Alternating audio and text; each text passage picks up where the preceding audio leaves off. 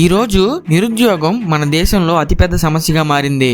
2024 India యొక్క employment report ప్రకారం దేశంలో ప్రతి ముగ్గురికి ఒకరు నిరుద్యోగిగా మిగిలిపోతున్నారు. యూత్ లో గ్రాడ్యుయేషన్ పూర్తి చేసిన వాళ్ళలో నిరుద్యోగుల పర్సంటేజ్ 29.1% కు చేరింది. ఇది ఎందుకు జరుగుతుంది? మన దేశంలో 1.4 బిలియన్ జనాభా ఉన్నారు. ఎన్ని కోట్ల మంది బియ్యం, పప్పులు, చక్కెర, నూనె, షాంపూ, బట్టలు, school, TV, hospital, powder, wifi bill, current bill ఇలా అనేకమైన అవసరాలు మన డైలీ లైఫ్ లో ఎన్నొస్తున్నాయో చూడండి. మన దేశంలో ఇంత పెద్ద మార్కెట్ ఉండగా విదేశీ కంపెనీలు వచ్చి వేల కోట్ల రూపాయలు సంపాదించుకుంటున్నాయి. కానీ మన యూత్ కి నెలకి 12,000 రూపాయల జీతం వచ్చి ఉద్యోగాలు కూడా రావట్లేదు. కారణాలేంటో ఈ వీడియోలో చూద్దాం. Now let's get in to the show. అసలు సమస్య ఎందుకు వస్తుంది?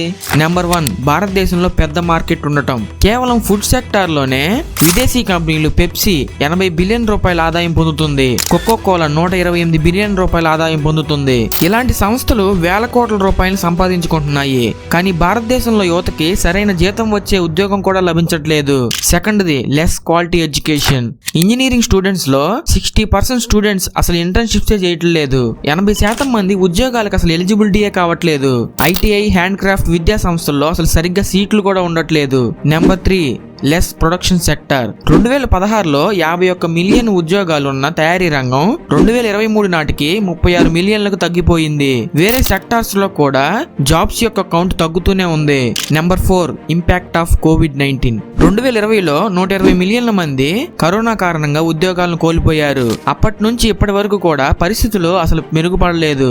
ప్రెజెంట్ సిచ్యువేషన్స్ ఏంటో చూద్దాం. భారతదేశం ప్రపంచంలోనే 5వ అతిపెద్ద ఆర్థిక వ్యవస్థగా ఉన్నా కానీ ఉద్యోగాలు దొరకడం కష్టమైపోతుంది. హర్యానా స్టేట్ లో 37.4% నిరుద్యోగులు ఉన్నారు. ఇదే దేశంలో అత్యధికంగా ఉంది. ప్రైవేట్ రంగాల్లో పనిచేసే ఉద్యోగులు ఎక్కువ ప్రెజర్ ని, స్ట్రెస్ ని ఎదుర్కొంటున్నారు. ఇప్పుడు కొన్ని సొల్యూషన్స్ ఏంటో చూద్దాం. నెంబర్ 1, జాబ్స్ ని రిలీజ్ చేయటం. కేంద్ర ప్రభుత్వంలో 9,50,000 ఖాళీలు ఉన్నాయి. రాష్ట్ర ప్రభుత్వాల్లో 6 మిలియన్ ఉద్యోగాలు ఖాళీగా ఉన్నాయి. వీటిని వెంటనే రిలీజ్ చేయాలి. నెంబర్ 2, ఎడ్యుకేషన్ సిస్టమ్ ని ఇంప్రూవ్ చేయడం. విద్యా సంస్థలను అడ్వాన్స్ లెవెల్లో తీసుకువెళ్ళాలి. యూత్ కి కొత్త స్కిల్స్ ని నేర్పే స్కిల్ ఇండియా వంటి కార్యక్రమాలు జరపాలి. Number 3, encouraging small businesses. స్థానికంగా చిన్నపాటి పరిశ్రమలను అభివృద్ధి చేయాలి. వాటిలో ఉపాధి అవకాశాలు పెంచాలి. ఇంతవరకు చూసింది గవర్నమెంట్ మనకు చేయాల్సింది. ఇప్పుడు మనం చేయాల్సింది ఏంటో చూద్దాం. నెంబర్ 1, మంచి స్కిల్స్ ని ఇంప్రూవ్ చేసుకోవడం. Data science, AI, machine learning, design, hand crafts వంటి కొత్త నైపుణ్యాలను నేర్చుకోవడం. వీటి ద్వారా అవకాశాలను పెంచుకోవచ్చు.